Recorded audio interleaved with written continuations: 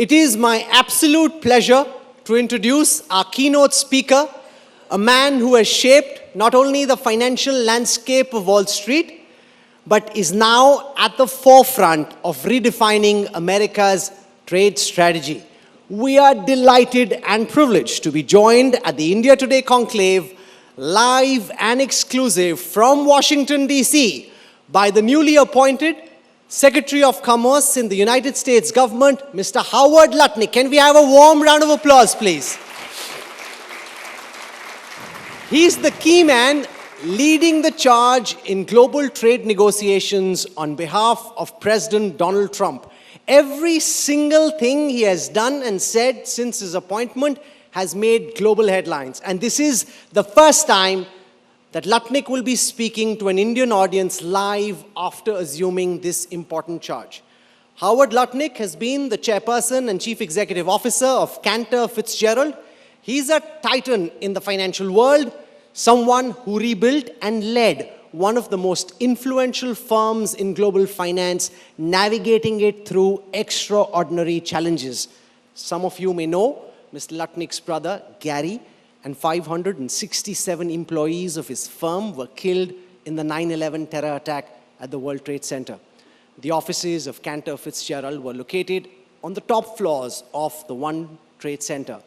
Lutnick made his name and fame in the empathy and audacity with which he rebuilt this financial giant from the debris of that dastardly terror attack.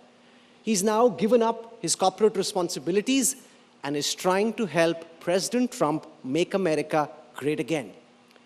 Beyond Wall Street and Washington, there's another side to Howard Lutnick, one that connects him deeply to India.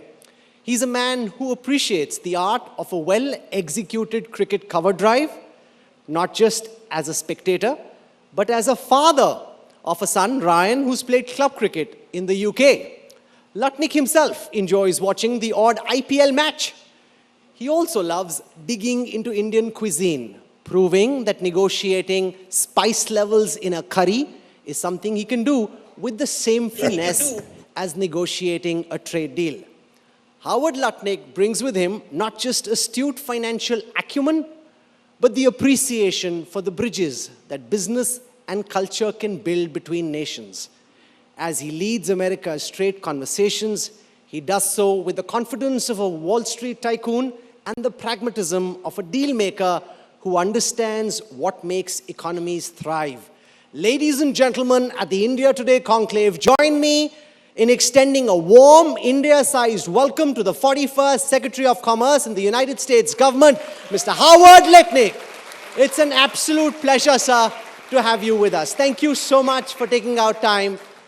The fact that you made the effort of joining us right outside the White House means a lot to all of us here at India Today and to the people of India as a symbol of the deep connections between our countries. We are delighted that you could join us. Thank you, sir. I'm glad to join you today. And as you know, we are very busy, but it's a pleasure for me to be here with you today. Thank you so much for making the effort. I want to start by talking about the big macro picture. Prime Minister Modi was in the White House in mid-February.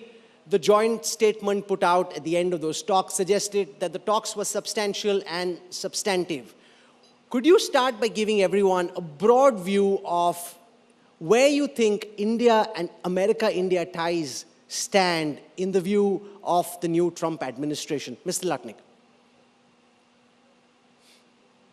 So the Trump administration looks at trade from its historical perspective.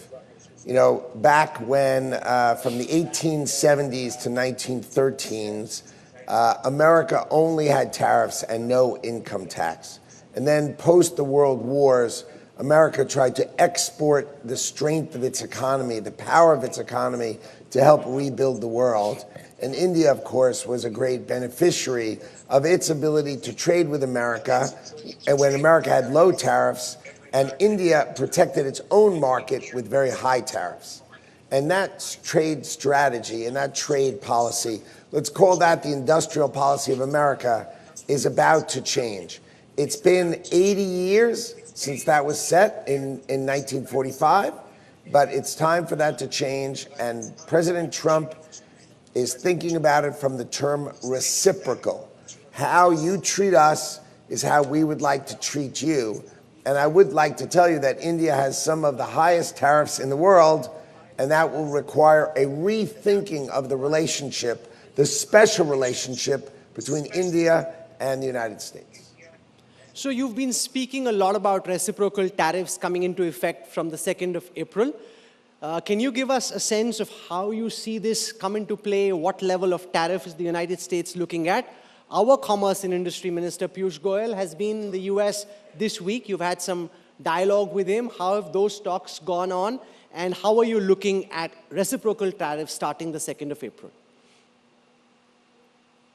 I think what it requires is India to step out of the model that it's been in and really look at the reciprocal nature of the relationship between the great nation of India and the great nation of the United States. You know, look at it together.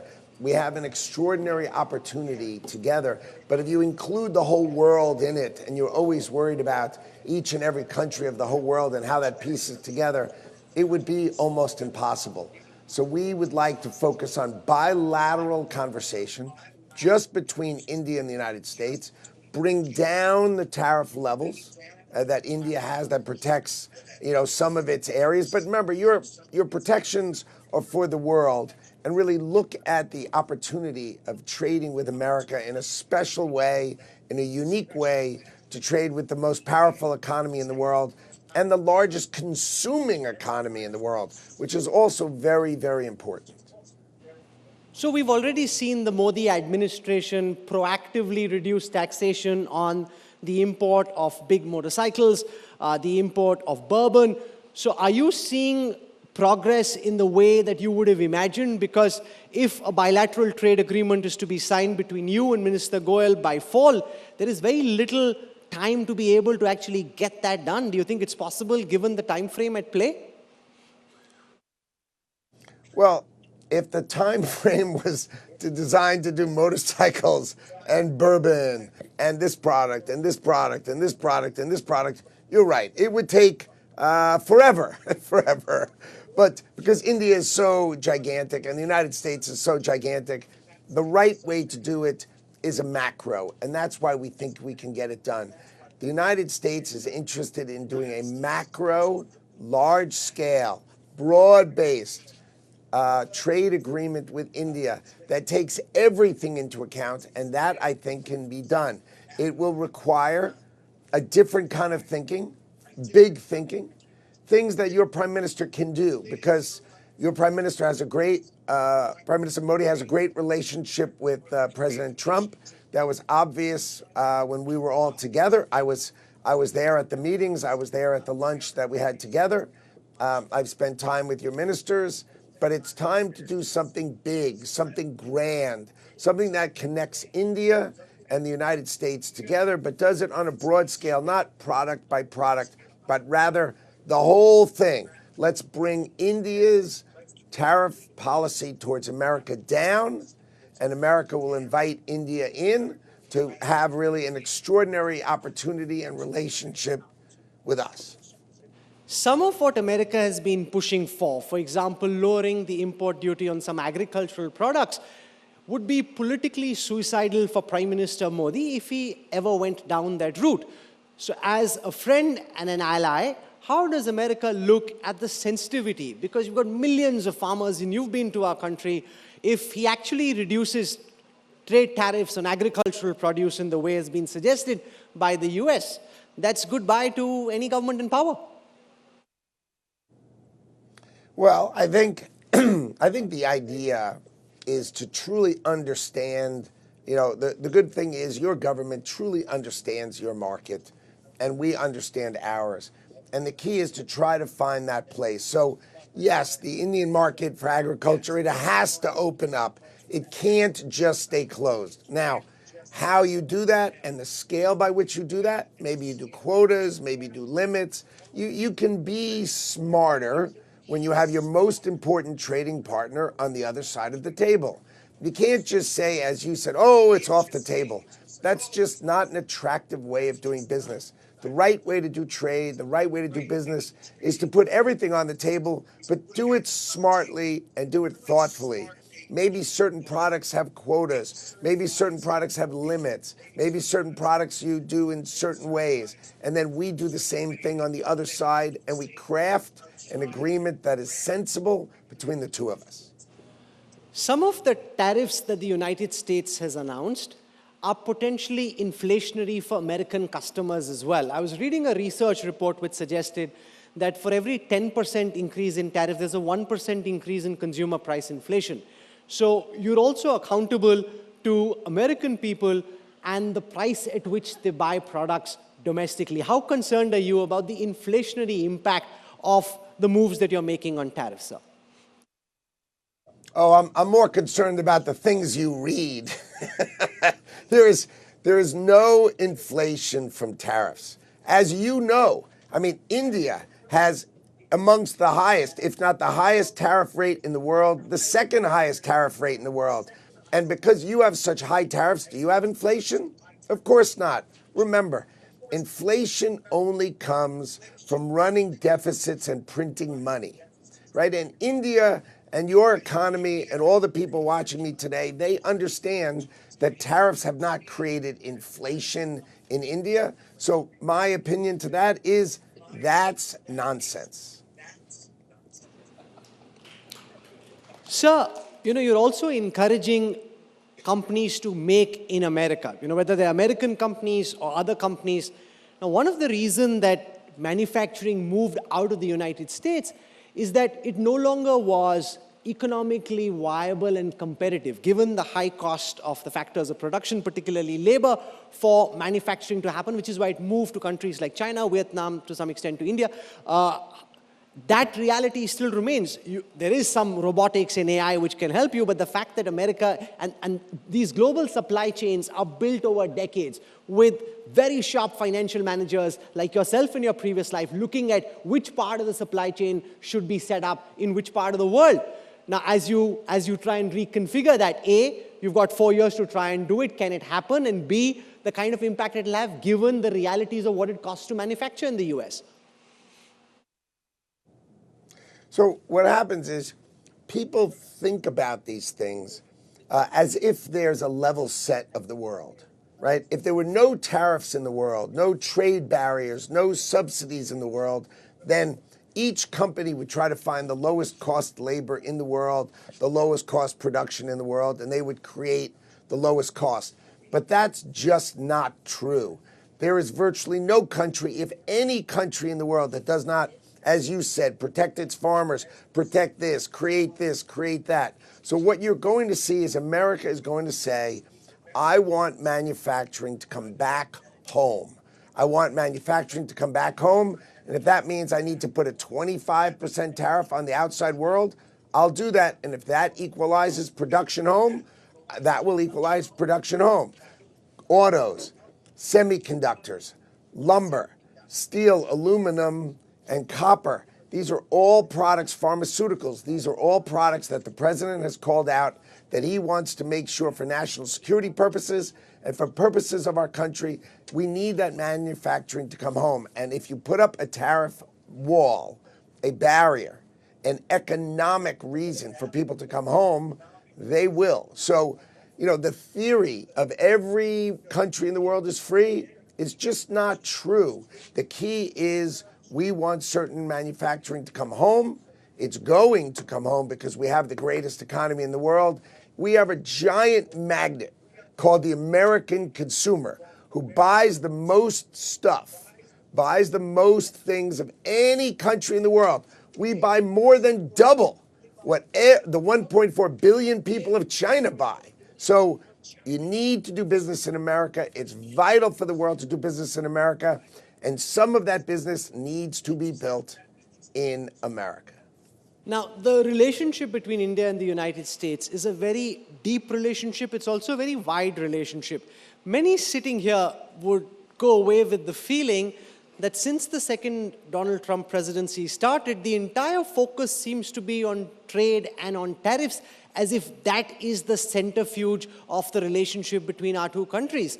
Is too much emphasis being laid just on tariffs and on trade? And how do you see the larger relationship, economic, military, diplomatic, between India and the United States? Secretary. So there are plenty of levers that governments can pull when doing business with each other. You know, we talked about military. You know, India has historically bought significant amounts of its military from Russia. And we think that is something that needs to end. India is the eye in BRICS, trying to, would announce they were trying to create a currency to replace the dollar as the global economic currency of the world.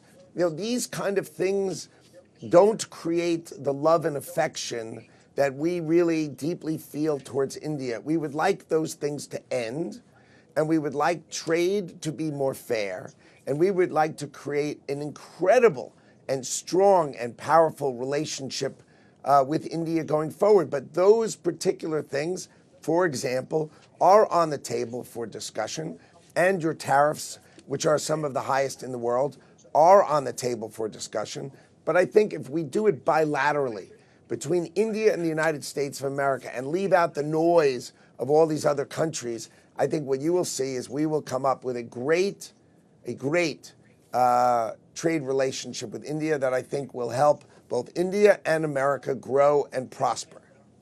Secretary, there are many in India's strategic affairs circles who question the extent to which America can be relied upon and trusted as a supplier of weapon systems.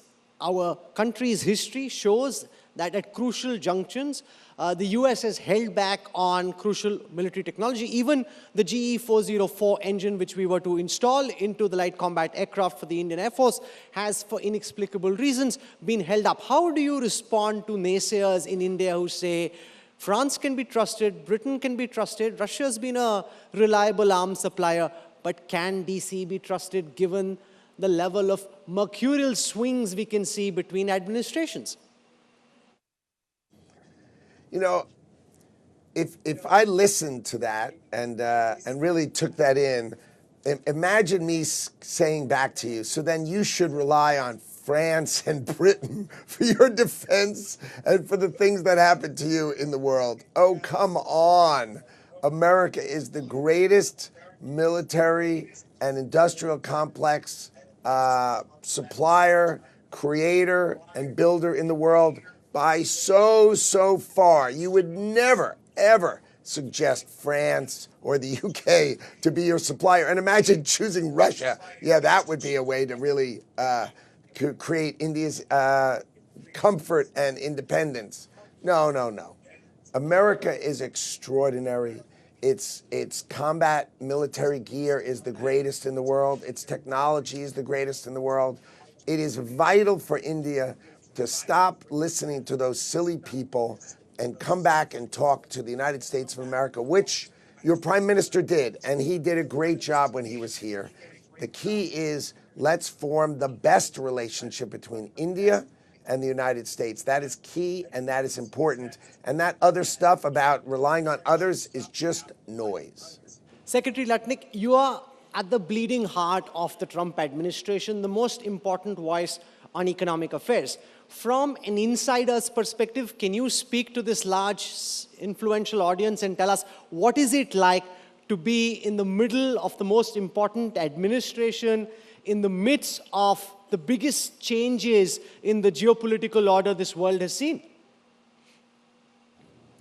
It is literally the most fun I've ever had in my life by so many factors.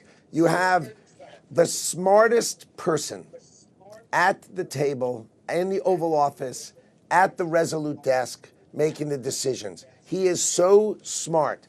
He is so intuitive. His sense of what's right and wrong is so clear inside of him, and he gives such clear direction on what he wants to accomplish that it is the most fun. It is a challenging world out there because, like we're talking about, India has large tariffs that protect itself, and it has leaned on America with very low tariffs, and that level of balance has to change. So it's challenging and it's interesting. but I have never had more fun and had a better experience than working for Donald J. Trump. It is my favorite time of my life. Secretary Lutnick, we've been hearing important voices in the United States, led by the president, speaking of taking over Greenland, taking over the Panama Canal, making Canada the 51st state. Is that belligerence and posturing? Or, Secretary, are you serious? Well, let's talk about the Panama Canal as an example, since you raised it. So America built the Panama Canal for, if you look in present dollars, about $1 trillion. So we spent $1 trillion. 38,000 Americans lost their lives to malaria building the Panama Canal. Jimmy Carter gave the Panama Canal to Panama in exchange for an agreement that says they shall not favor any nation. They shall not give a superior deal, basically, to any nation. And what Panama did is they leased both mouths of the Panama Canal to the Chinese. The Chinese were building bridges over the canal, so our military and all our boats had to go underneath Chinese ports and between Chinese ports.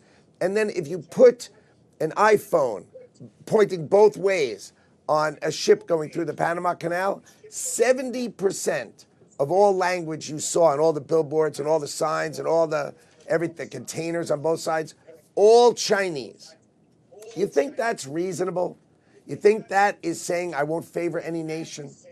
So Donald Trump says for the national security of the United States of America that is going to change. It's not reasonable, it's inappropriate, and it's going to change. And I promise you, it is going to change. The president does not say things that he doesn't think are right and he doesn't think are fair. We need Greenland for national security for the Arctic. Everyone would agree that Greenland is vital. And why is Denmark there? Because the Vikings conquered it hundreds of years ago? I mean, what does Denmark have to do with Greenland? You know the answer is nothing. So I could go point and verse of Donald Trump's thinking, but he is thoughtful. I told you, really smart, really thoughtful, and really intuitive. And these things make a lot of sense if you just spend the time and think about them and don't just sort of toss it all away as if it's not worth deep consideration. Because you saw from the outgoing Canadian Prime Minister, Justin Trudeau, saying it is impossible. It is inconceivable that Canada become the 51st state of the United States. How do you intend to go about getting this done? Well, the people of Canada are not owned by Justin Trudeau, who's being thrown out of office in a week. So listening to Justin Trudeau is not my favorite thought for the day. But, you know, what the president says is that Canada completely, totally, and utterly leans on the United States of America. Its entire economy leans on the United States of America. It doesn't pay really virtually anything into NATO because it just hides behind the United States of America. It knows the United States of America would protect it. So tell me what part about what I just said doesn't sound like it's part of America. I know it seems extraordinary to talk about it, but if their economy is entirely based on America, it's entirely based on an agreement with America, the defense is entirely about America, then it's interesting for Donald Trump to think about what is the right answer for Canada. We will see how it plays out, but there's an enormous amount, all the young people of Canada overwhelmingly would prefer the lower taxes of America, the incredible protection of America, and the great opportunity that is America. I think if you did a poll of the young people of Canada, you'd have a different view. Secretary Lutnick, if it is okay for the United States to take over Greenland, then what is to stop Xi Jinping from taking over Taiwan? Well, I didn't say the United States of America was going to take over Greenland. There are discussions with Denmark, and there are discussions with the people of Greenland. It's our view that the people of Greenland would have to want to be part of the United States of America for that to happen. It's not Denmark is a negotiation. The people of Greenland matter. The people of Canada matter. You didn't hear me say something militarily. You heard me talk about the people of these countries. This is important that you remember that. So Taiwan, they don't want to be part of the People's Republic of China. So that's different. If the people don't want to do it, then it won't happen. But if the people want to do it, it's a different story. So please remember, we are the greatest democratic country in the world. You are a great democratic country of the world. We care about our people. That's the way we think. And we think the people of Greenland should have the opportunity and the option to join with America if they want to.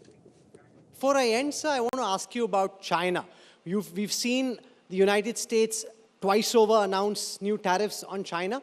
Under your leadership of the Commerce Department, how do you see the relationship between China and the United States play out, and what kind of an opportunity do you think that might provide to a country like India? Okay, and then before I leave, I'll answer that question, but before I leave, we have to talk a little bit about the gold card coming from America, okay? So I have to extend this a little bit and make sure we talk about that next. But with respect to China... We're very happy to extend it, sir. Thanks. With respect to China, there's two paths. Number one, China has very, very high tariffs. Very, very high tariffs. Maybe the highest in the world, the only ones who could compete with India with the scale of their tariffs. So, but let's talk about today, the tariffs we put on now.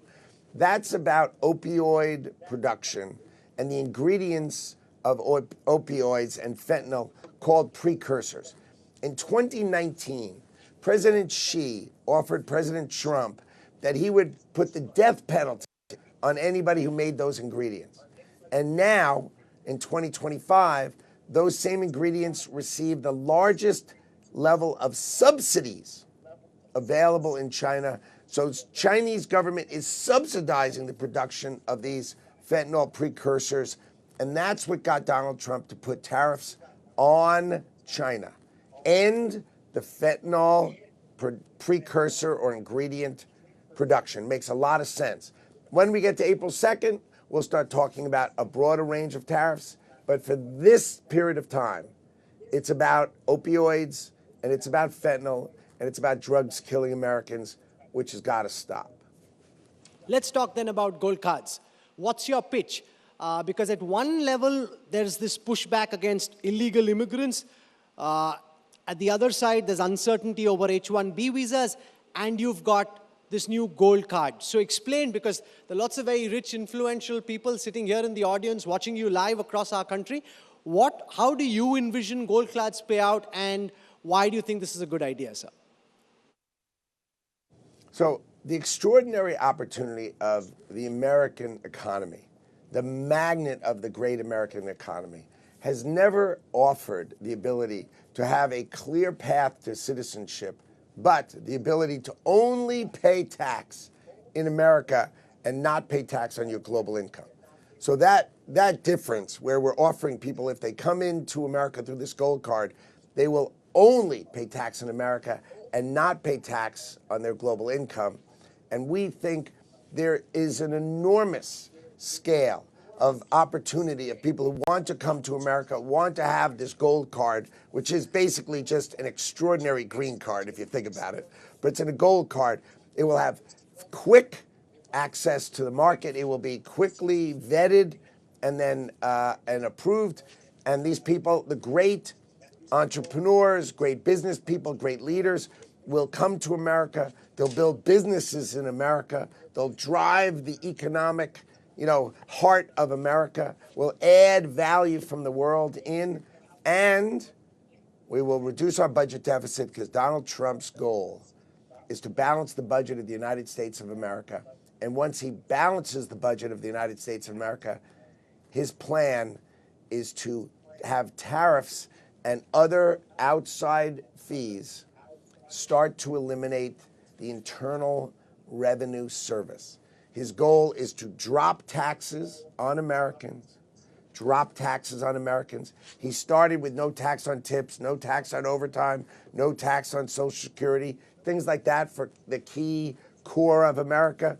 But his big goal is to balance the budget of the United States of America and then drive down income taxes. So if you can imagine for a moment living in the great economy of America, having a gold card in the great economy of America, not having to pay taxes on the rest of the world, but of course agreeing to pay tax in America, and being part of the greatest resurgence of an economy ever, in the greatest economy ever, I think you're going to see an enormous amount of people who would like to be members of that club, and that's called the gold card, the Trump gold card, and it is going to be incredibly successful in America. We're out of time, but I want to know, when do we get to see you in India? You said you're having great fun. What has been the most fun so far, and how do you hope your legacy will be defined, sir? I am part of the great Donald Trump administration. My legacy will be defined by the incredible things he can achieve, balancing the budget of the United States of America, reordering trade around the world, creating amazing relationships with everyone in the world. And, you know, I have to make trade deals with every country, so I don't think I'm traveling very far, very fast. But I look forward to coming to India, which I love. I love India. You know, I went to the first IPL final match, so, you know, I love India. And I look forward to coming. And which is your favorite IPL team, sir? No way. I'm not doing that. That would not make me popular. No chance. You can't say that's tougher than negotiating a trade deal. Same thing. I would just, no chance. Well, you spoke candidly on trade. You guarded your wicket on cricket. And I think a lot of people sitting here would quite empathize with that.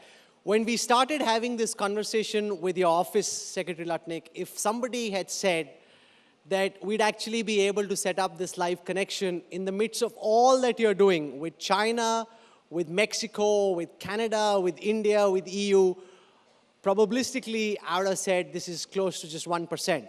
But the fact that you were able to take out time in an extremely busy schedule and come and speak live to us at the India Today Conclave means a lot to us. So I want to thank you. Can we have a standing applause for Secretary Howard Lutnick for joining us here and speaking live at the India Today Conclave. Thank you, sir.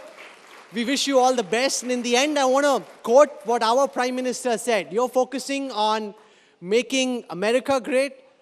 All of India would like to focus on making India great. So maybe we can make India and America great. MEGA, that's what we're hoping for. Thank you very much, Secretary Lutnick, for joining us. This has been an absolute pleasure. Thank you, sir.